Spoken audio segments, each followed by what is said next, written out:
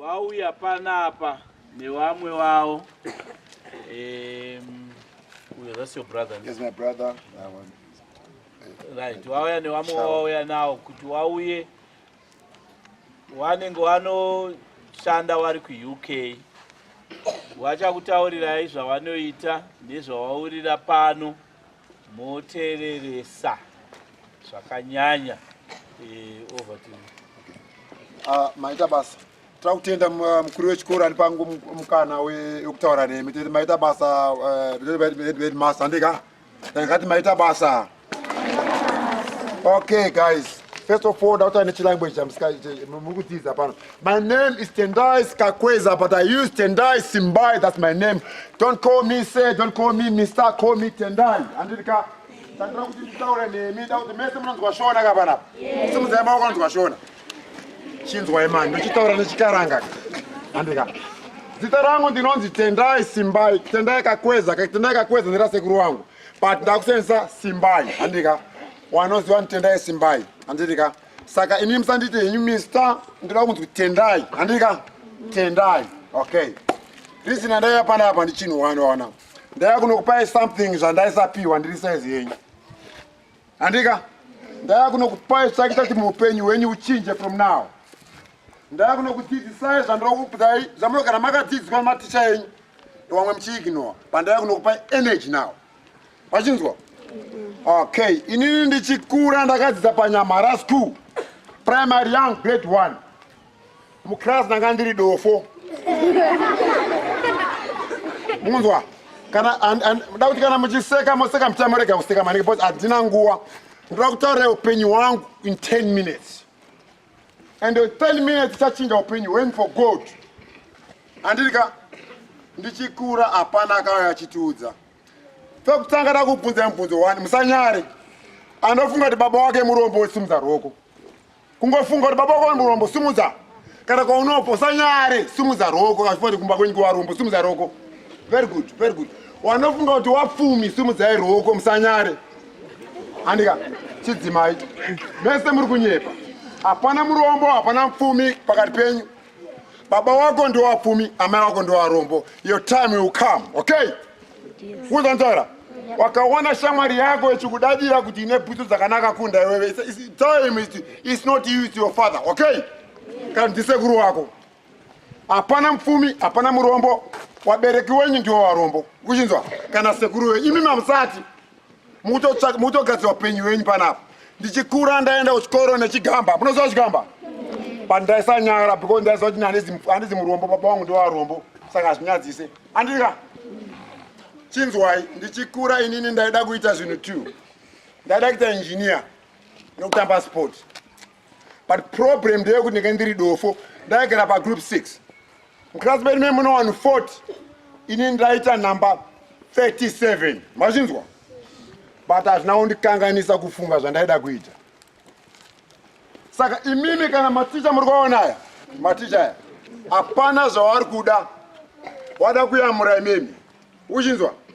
Ndakuti muteerere zvinotaura maticha. Ndakutaura kahistory kangu. Ndatanga kuenda kuchikoro ndakabva kunyamara ndakaenda kunonzi kuchitungwiza kuHarare. Noti Harare town yamaya kutaura. Kunonzi kuri marcation kwandaigara. Tenge tisina magetsi. Tisina anything. Tenge tine makendru ndo yataisenzesa. Baba wangu waisenza, amai wangu vasingasenze. Saka mumba medu tenge tinowana ngani 8. 8 mumba medu, wakomana 6. Wasikana 2 andiri ndiri first born.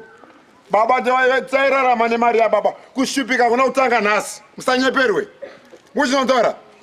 Taienda kuchikoro tisina bhutsu. Taiona imimi makutofamba maticha enyani mafoni. Isu taiona maTV. KaTV kanje black and white.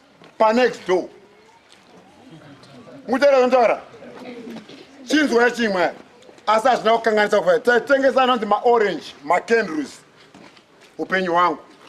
Amai wangu waiti wakabva kumusha kuno kwaMurehwa waenda kuHarare. Kana mwedzi wapera kuti baba vanenge watambira. Christmas yangu, my birthday. Maita like, uza birthday yangu ndaidya chicken and rice. Ndio ndozvaidya isu. Birthday kana yakwa chicken and rice. Once a year.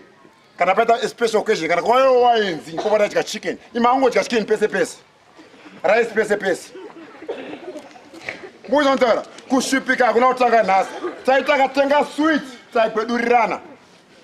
Kulika hanzi nipo mata mai wako onzitora. Muzontora. Saka msanye pero kushipika ukatanga nasi. Kwakatanga kare. Muzontora. But work hard aina kutanga kare. Muzaka pamori ba I foundation. Muzontora. Ndatanga ndakada kuta sport. Andrangu wanduda kuta lifetime cut because budakona kwamrugenda. Ndakatanga zve sport.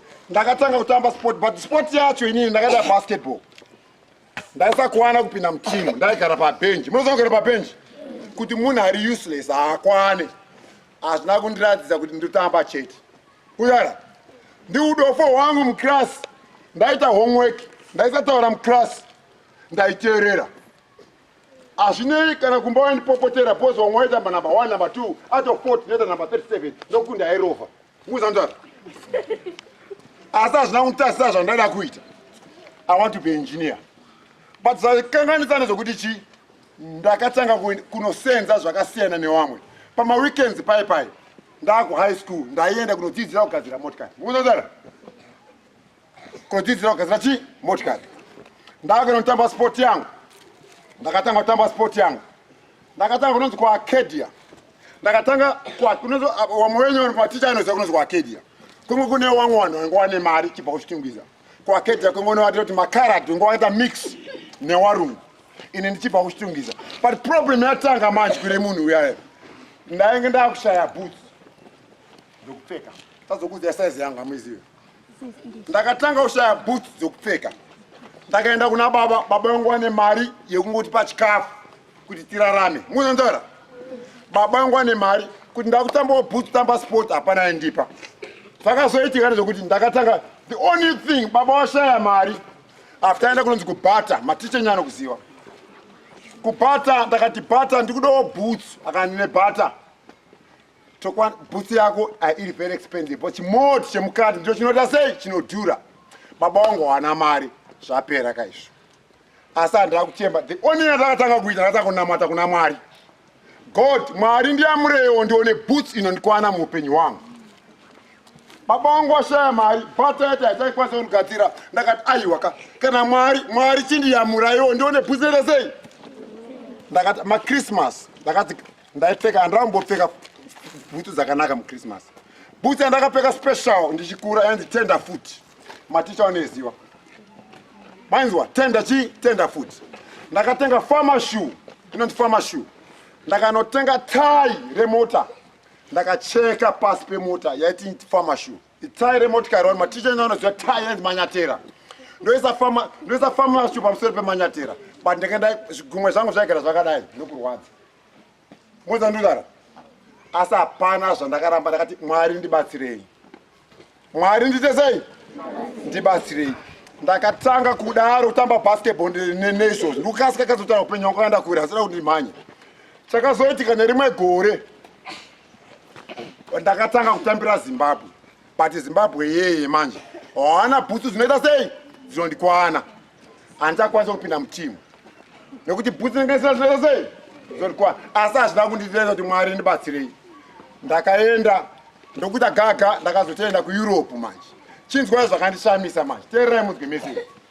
Pandaikura ndichiona TV black and white.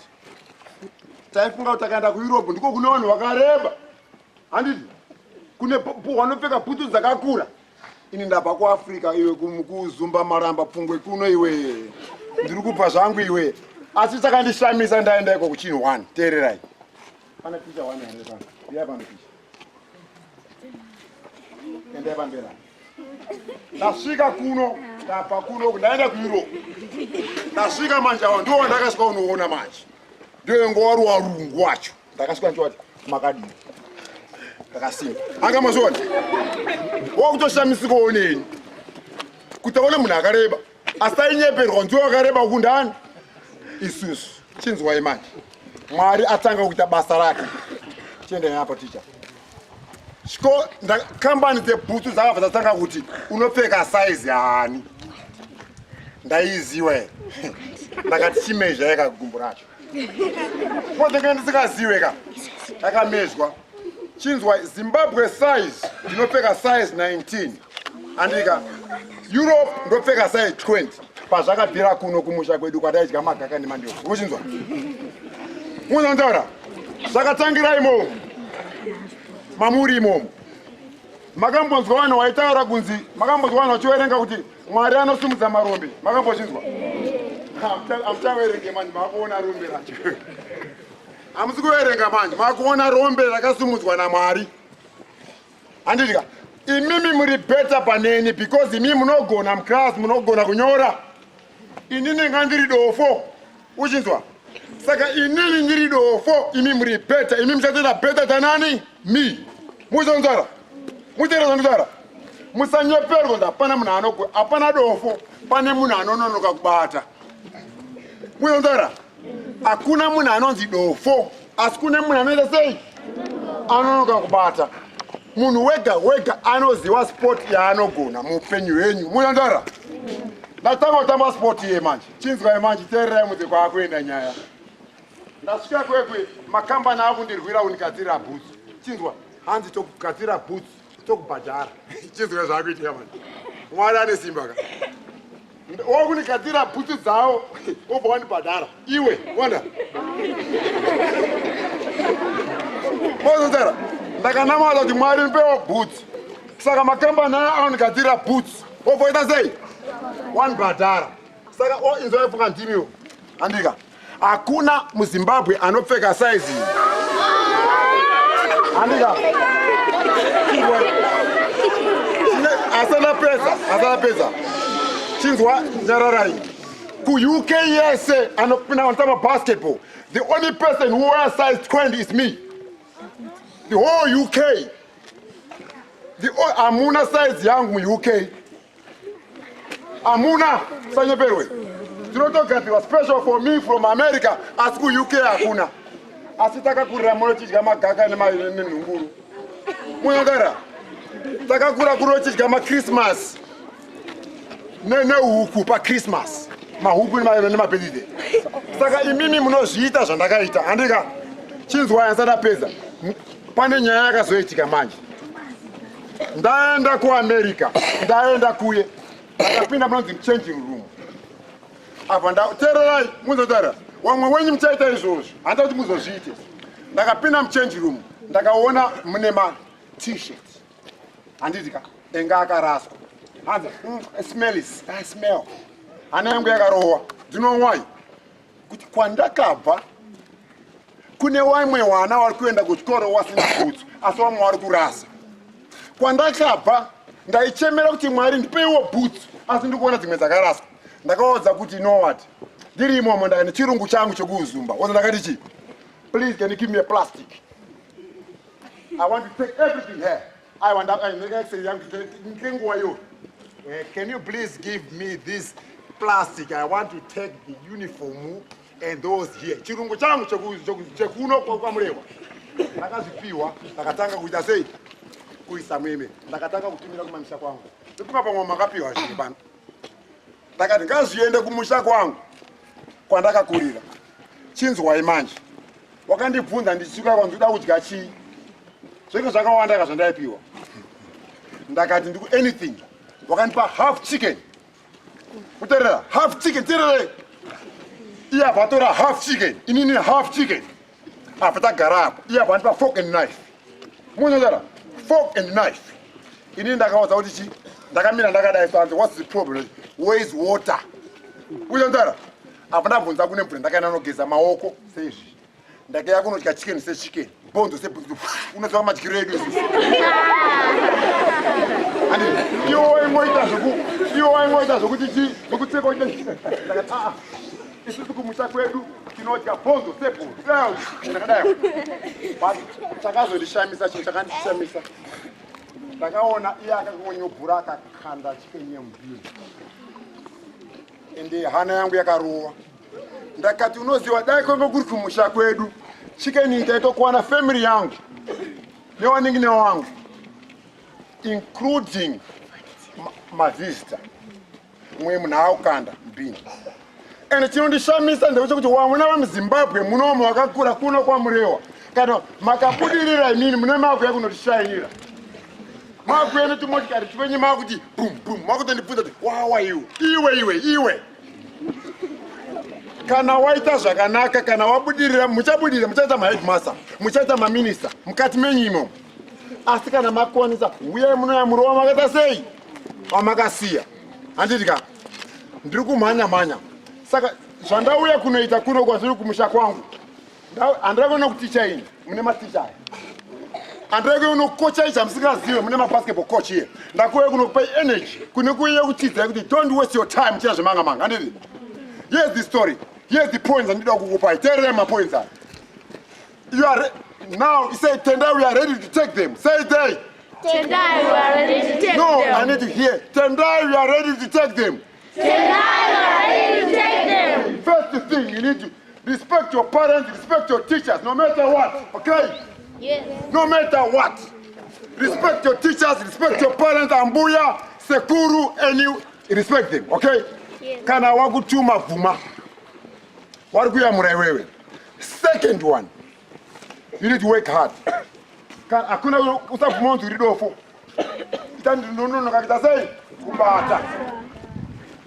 Pane muno apana munhu anozvidofo munhu anoita nono kaita sei kubata. Second one chinzwa icho third one teererai that's very serious inini mundoona so uyu ndio uya kunotawanda ukuona uyu ndio the last born wombamedu kwakomana mufana kwandiri mwandaura mufana okay here's the secret zvamunonyeperwa mufama kanyeperwa kuyanzi kune waroyi wari kwandirambini but pane muroyi wokutanga anotiuraya wana isusu kuza chii nakukutaurira muroyi wokutanga don't smoke don't drink don't do any alcohol unotara if you want to make it unotara je muroyi wokutanga anotiuraya don't smoke don't drink don't do any drugs okay yes. Mese amundisiye kana nanhasi kana takumhanya ground mese makadai sokuti toda amupe makandisiye muchani-challenge akamutaura okay teereza ndikutaura okay amuchazondichallenge iri right okay saka ndakutaurira izvozvo handirika hatina nguva ndingaswere nhasi zuva rese ndingotaura saka zvandanga kunoita pane zvandichasiyira team yebasketball handirika but munhu wese anofunga kuti anotamba basketball hazvinei kuti hauna shoes hauna boots inini ndakakwanisa kutamba basketball sina shoes ndichigadzira zvokuita improvising but honai ndakakumbira mwari kuti ndikuda chii ndikuda boots and wakanamata kuna mwari kuti anything you need to play the god okay musanyepe kana mai wako wakashaya anything baba wako wakashaya anything play to god god will help you okay so dakutara I need one thing, everyone. If Tendai can do it, I can do it. Okay, let's go. If Tendai can do it, I can do it. No, I'm talking to everyone. If Tendai can do it, I can do it. If Tendai can do it, I can do it. Very good. Andina nguya kutaura zvakawanda poti headmaster wamukuru wechikoro ada kuenda kuno. Ndakuti ane mubvunzo kana maticha ane mubvunzo anything ane mubvunzo ndibvunze kaskai poti mukuru wechikoro akatomirira. Ane mubvunzo musanyare kundibvunza. Ndakuti ndibvunza kana maticha kana mune mubvunzo mobvunza. Wana waripo kana imi mune mubvunzo munibvunza iwe muripo but pandaikura hapana akambouya achinitaura zvandikutaura izvi tangofungira kuti aiwa isusu tisu tinogona ndoda kutaura chinhu one kuno kuafrica kune vanhu vari talented but hatina mukana hatipiwe kwakauya matalenti kwavanzi kudiwa vanhu vanotamba basketball kunobvunza baba wako wane mari ere ndo zvatinofungira munhu anoenda kunotamba basketball haatombozviwe kana basketball racho handitika satiri kuda imimi itaishowe mune talent and it was my last season now ndaretire muna December handichatambe basketball ndakuretire akunondireplace sendiani ndiimimi ndimuchandireplace imimi handitika saka kana pane mubvunzo kana mateachers pane mubvunzo kana headmaster ane mubvunzo kana wana ane mubvunzo sandaenda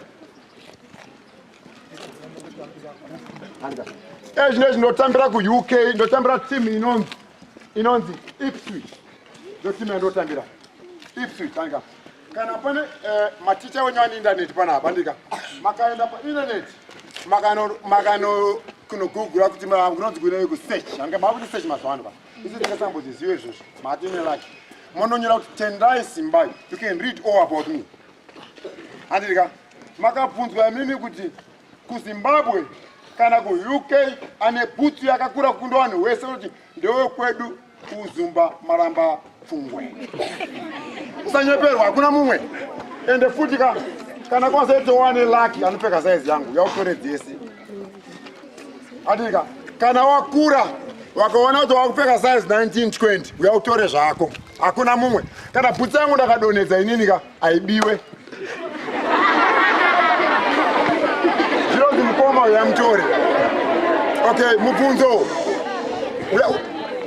mati zvinezvi handichemberi handipinde vodka ndimweduri handionamba chikodzika pasi ose ndaa makore mangani fondere makore mangani fondere mari makore mangani iyo ndo makore mangani iyo makore mangani ya ndaakuma-40s handirika asi kunonge ndakaenzana newe handiti okay ndiani mumwe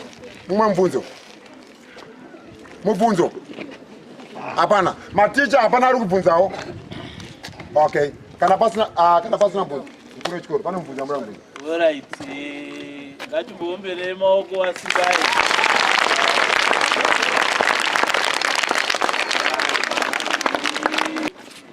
ndiri kuti watiitira zvakanaka chinhu chatabatisisa tese ndechekuti upenyu hauraramwe nemabhuku chete izvoka unoraramwa nezvinhu zvakasiyana siyana maspotsi muklasi zvese kushandisa maoko and everything saka tiri kufara chaizvo nekuti washeya nesu tisingapedze nguva ndinoda kuti wazoonane netimu yebasketball yakaenda kumarondera budaitoni muyo basketball munaona zvewaita paya akanaka so ndiwo vakati paya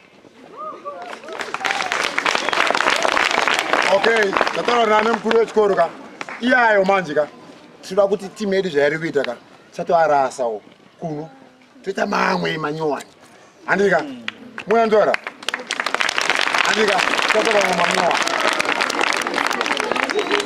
right saka izvozvezvo ndo zvatiri kuti tinoda kuzvitenda zvikuru ende muri kuona wane mamwe mabhora awatigira saka vari kuti titore dzimwe 2 balls vane zvimwe zvakawanda zvavari kuti vanozotibatsira nazvo kusanganisira nekuzobatsira nemaskills ekukocha madvd anozoonekwa newana how to play basketball nezvimwe zvakawanda wanda saka iye zvinezvi wamutese tinochienda asi ndichakumbira kuti wazoonana nemakochi wana maikalenderera wana nachadzamira mozoonana nawo for some time motaura nawo muri ipapo saka regai ndikumbire head girl regai ndikumbire head girl ndombomupa mukana wekuti atitendere Tendai ngauya nazvo ngauye tone head such case we get Tendai is good. Yes, thanks. I'm